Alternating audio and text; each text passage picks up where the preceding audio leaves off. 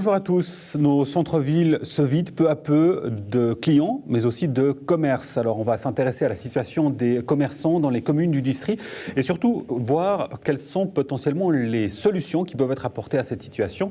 Pour en parler, trois invités, à commencer par Véronique Burki. Bonjour. Bonjour. Conseillère communale PLR à Nyon, mais aussi et surtout commerçante de la Java Bleue.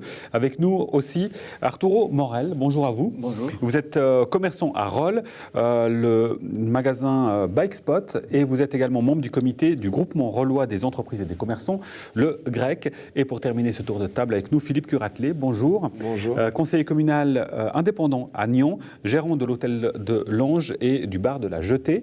La situation, pour certains, on le verra, est assez difficile, même si tout n'est pas rose, mais pour vous, Philippe Curatelet, ça se passe plutôt bien. Alors oui, effectivement, pour que ce soit l'hôtel ou la Jetée, pour nous, ça se passe plutôt bien, même très bien, hein, pour être totalement transparent. Mais quelques nuages quand même. Il y a quelques nuages, oui. Enfin, après les nuages, c'est la concurrence. On a eu à Nyon, il y a une année et demie, il y a une auberge de jeunesse qui est arrivée. Donc du coup, effectivement, l'hôtel, j'ai senti une petite baisse depuis l'arrivée de l'hôtel, parce que j'étais un des établissements les moins chers, et du coup il y a une certaine clientèle de passage d'été que j'ai peu, moins ou plus, on va plutôt dire comme ça. Ouais. Mais après c'est rien d'alarmant, c'est pas catastrophique, voilà, ça fait partie. Il y a des années qui sont un peu plus bonnes, des autres qui sont un peu moins bonnes, mais voilà, c'est à moi de trouver de renforcer mes partenariats avec certaines sociétés avec lesquelles je travaille, d'améliorer en fait la semaine, même si c'est difficile d'améliorer la semaine vu que c'est là où on travaille le plus, en tout cas dans l'hôtellerie. Et puis pour la Jetée, bon là, on a ouvert la semaine passée, donc c'est un peu tôt pour nous dire si ce sera une bonne année. Il y a des éléments de travaux qui sont prévus, ça impacte dans quelle mesure la Jetée? Pour l'instant, je dirais que les travaux n'ont pas encore commencé, donc pour l'instant tout va bien, on va dire ça comme ça. Effectivement, il y a des travaux qui sont prévus, c'est des travaux quand même d'une ampleur assez importante. Et en tout cas, pour tout ce qui est les événements qu'on a normalement prévus du mois de mai jusqu'à juin, pour l'instant, ils sont tous en parenthèse. Oui. Parce qu'il y a une question de sécurité par rapport aux travaux. Donc pour l'instant, on va devoir se réorganiser ou organiser ou éventuellement même annuler certains événements. On n'espère pas, mais on essaie de trouver des solutions. Bon, comme on dit jusqu'ici, tout va bien. Oui. Concernant Arturo Morel, alors les travaux, on en parlait du côté de Nyon, il y a des travaux à Rolle qui étaient pharaoniques, qui ont posé beaucoup de problèmes, ça a beaucoup été suivi dans la presse. C'est les travaux de la Grande Rue qui sont achevés, en tout cas pour la première partie. Quel impact ça a eu concrètement sur vos affaires ? Alors, pour moi, j'ai eu l'impact en fait, on a perdu beaucoup de trafic au niveau des gens qui viennent en ville. C'est-à-dire qu'on a l'impression que la clientèle a pris des autres habitudes. J'ai vu même un commentaire de commerçants des Morches qui se sont dit que leurs chiffres d'affaires sont en fait augmentés. À cause des travaux. Exactement, à ces périodes. Maintenant, les travaux sont achevés, comme vous avez dit. Mais par contre, je pense qu'on doit faire notre ville un peu plus intéressante pour en fait trouver la manière d'inviter et puis faire les commerces comment on dit trouver des solutions pour que les commerces reviennent. Accueillants, parce qu'en fait, moi je pense que dans les services, il y a une relation spéciale avec la clientèle. Moi, je pense que la vente au détail, on commence à migrer vers une situation où on doit rajouter de la valeur à la clientèle. Ce n'est pas seulement une transaction, sinon qu'il faut avoir quelque chose, une relation humaine, un conseil spécifique, pointu. Parce qu'aujourd'hui, au niveau de transactions, évidemment, on sait tous très bien qu'on peut acheter des choses à l'Internet 7 jours sur 7, 24 heures. Alors, dans votre cas, en préparant l'émission, vous m'expliquiez, c'est assez flagrant, hein. Ça fait 5 ans, je crois, que vous êtes à Rolle. Vous me disiez, autour de moi, quand je regarde les arcades aujourd'hui, comparé à il y a 5 ans, c'est le jour et la nuit. C'est tout à fait. En fait, quand je cherchais une arcade à l'époque, j'allais chercher les bouches-oreilles pour voir si quelqu'un savait d'une arcade qui était disponible. Et en fait, il n'y avait absolument rien. À la fin 2012, parce que je voulais commencer en 2013. Et puis finalement, à travers une copine, on a trouvé un endroit. Et puis aujourd'hui, on a 12 arcades vides et puis 5 aussi fonds de commerce à la vente. Donc c'est inquiétant. Qui est en tout cas assez révélateur de la situation. Harold, Véronique Burki, on vous a reçu dernièrement sur ce plateau. Je l'ai dit, vous êtes la patronne de la Java Bleue, cette boutique au centre de Nyon. 15 ans, jour pour jour après l'ouverture, vous allez fermer. Ce sera vendredi 20 avril. Oui. La raison de cette fermeture, c'est lié à un manque de clientèle? Oui, alors totalement. Ça fait 2 ans, voire en tout cas 2 ans que c'est juste la catastrophe. Il n'y a personne. Bon, là, en ce moment, c'est Noël. Vu que tout est à 50%, je crois que j'ai jamais vu autant de monde dans mon magasin, donc c'est la fête. Moi, j'aime beaucoup, même si c'est pour le clap de fin. Mais c'est vrai que depuis 3-4 ans, ça descend en flèche. Et là, c'est juste plus possible, quoi. Alors, les causes, il y a bien sûr des causes, on va dire, systémiques, liées à des éléments d'habitude des consommateurs. Ça, c'est la première partie. Il y a la partie aussi de tout ce qui est politique publique liée au commerce. Quand vous faites la balance, qu'est-ce que vous dites? Quelle est la part la plus importante entre ces deux causes? Bon, Internet fait un tort énorme, ça c'est certain. Je crois que je l'ai dit plusieurs fois, il est clair qu'on a de plus en plus de commerce de bouche à Nyon parce que c'est des choses qu'on ne peut pas acheter sur Internet, tout comme les coupes de cheveux, des choses comme ça. Maintenant, la ville de Nyon a quand même un gros problème de communication. Et là, je trouve que ça, c'est aux politiques que ça incombe, parce que avec l'histoire des feux, les bus au quart d'heure, eh bien, on a su chasser les gens, mais on ne sait pas du tout communiquer pour les faire revenir. Et puis maintenant, la politique actuelle, c'est de continuer à supprimer des places de parc à tout va, partout. Et donc compliquer finalement la tâche des chalands, des personnes qui pourraient vouloir venir à Nyon. On va rentrer dans le débat politique en lui-même, mais ce serait intéressant parce qu'en l'occurrence, vous deux, vous êtes au conseil communal. Philippe Curatelet, dans le cadre par exemple des travaux liés à l'ouverture prochainement, on l'a compris, pour la jetée, est-ce que vous avez toqué à la porte de la municipalité? Comment vous avez été reçu? Est-ce que vous avez été entendu sur vos craintes? Comment se passe le rapport avec la municipalité? Alors, oui, le service de l'urbanisme a toqué à notre porte avant le projet, avant de mettre à l'enquête. Oui, ils sont venus vers nous, ils nous ont expliqué, voilà, il va y avoir un nouveau projet, on veut réaménager. Bon, de toute façon, ça devait tout être validé par le conseil avant qu'il se passe quoi que ce soit. Mais voilà, c'est ce concept de refaire les places de jeu et d'avoir, de réaménager le lieu. Et donc, oui, ils sont venus vers nous, ils nous ont posé des questions, pour savoir comment est utiliser le lieu actuellement. Ils nous ont même montré des idées de ce qu'ils voulaient faire. Nous, on leur a même plutôt dit, ouais, vous devrez plutôt partir sur ça par rapport à la clientèle que nous voyons à la jetée tout l'été, ou plutôt partir sur autre chose. Mais ouais, non, pour ça, je n'ai pas à me plaindre, si ce n'est le timing. Mais ça, c'est encore autre chose. Ça, c'est autre chose, effectivement. Ouais, ça, c'est encore autre chose. Faire des travaux en été, je ne suis pas sûr que c'était vraiment le meilleur moment. Est-ce qu'il y a un bon moment? Tout l'hiver. Il n'y a rien à la jeter. Voilà, d'octobre jusqu'à avril, il n'y a rien là-bas. Et on vous a répondu quelque chose sur cette raison? Non. Bon, voilà. Révélateur aussi peut-être de la situation. Alors, intéressons-nous maintenant aux solutions qui peuvent être envisagées. Vous l'avez évoqué tout à l'heure, Arturo Morel, sur cette importance de devoir réfléchir à une nouvelle manière d'aborder le métier de commerçant. Vous parliez du fait d'amener une plus-value. Concrètement, par exemple, dans votre boutique de vélo, qu'est-ce que vous amenez en plus? Alors, dans mon cas, par exemple, les magasins de vélos, typiquement, ils ne servent pas les vélos qui ne sont pas achetés chez eux.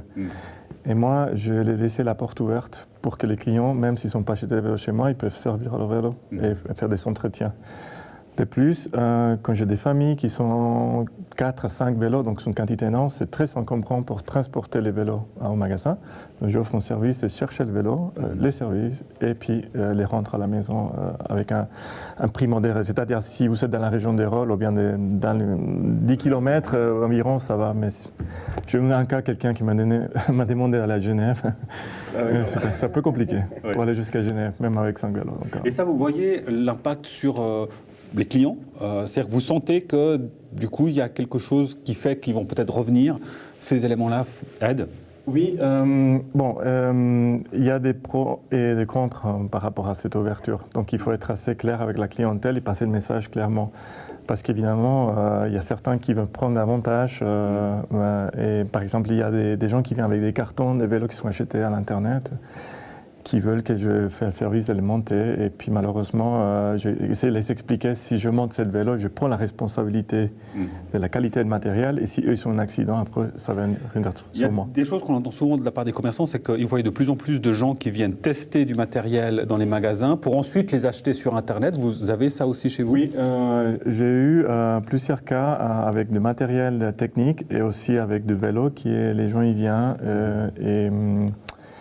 et testent, et puis après ils disparaissent dans la nature, et puis après je les vais passer avec l'équipement qui sont testés chez moi. Donc, parce que c'est drôle, parce qu'on les voit passer devant de la grande rue. Donc. Et qu'est-ce qu'on peut faire contre Écoutez, je commence à réfléchir un peu de peut-être d'annoncer que le service est payant. C'est-à-dire que si vous essayez un matériel technique, on peut facturer la minute de conseil. Et s'ils décident de l'acheter, on réduit ce coût de matériel. Et s'ils disparaissent dans la nature parce qu'ils décident d'aller acheter à l'Internet, alors au moins on a notre temps était comment on dit, comptabilisé exactement. Parce qu'il y a souvent avec les vélos, comme les pièces sont pas standards, il y a beaucoup de monde qui vient, qui pose beaucoup de questions.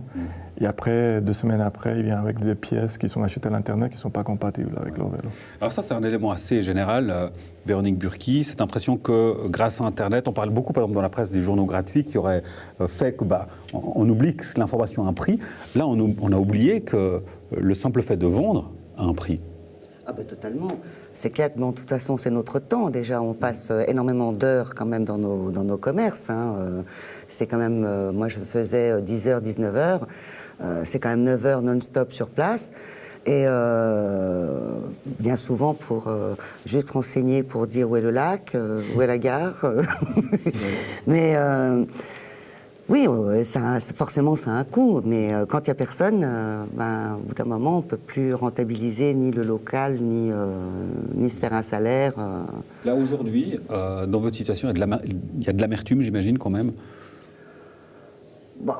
Oui, je suis triste. Plus qu'amère, je suis triste. Mais parce que c'est une histoire qui prend fin. Et que j'ai adoré faire ce boulot, et que j'ai adoré ma boutique, j'ai adoré ce lieu. Donc forcément, je suis triste. Amère, oui, c'est un petit peu parce que ça m'énerve de voir que maintenant que je suis à 50%, il y a foule dans mon magasin et que ça se bouscule au portillon et qu'ils sont tous tristes que je ferme. Et j'ai envie de leur dire, mais vous étiez où ces 2 dernières années? Et l'aspect aussi proximité, Philippe Curatelet, ça c'est peut-être aussi une des clés. On voit maintenant qu'il y a, en tout cas, c'est des choses qu'on peut imaginer par rapport à certaines initiatives, qu'il y a une prise de conscience de l'importance d'acheter local, de l'importance d'acheter au coin de la rue. Effet de mode, ou c'est quelque chose, d'après vous, que vous ressentez comme étant quelque chose d'une tendance lourde? Alors si je prends le cas des bars, c'est vrai que quand on a des produits qui sont des produits locaux, que ce soit pour par exemple la charcuterie ou du fromage, effectivement les gens recherchent ça. Dans le bar de l'hôtel, par exemple, on a certains produits locaux, d'autres on ne peut pas parce que malheureusement il n'y a pas. Donc mais c'est vrai que quand on a des étrangers, par exemple, qui viennent à l'hôtel, de savoir qu'on a 2 ou 3 vins suisses ou de la région, ça donne un aspect en plus. Après, ça appartient aussi au tenancier de vendre son produit. Donc je dirais, oui, le local est bien, mais je pense qu'aujourd'hui, le commerce est dans une grosse phase de changement.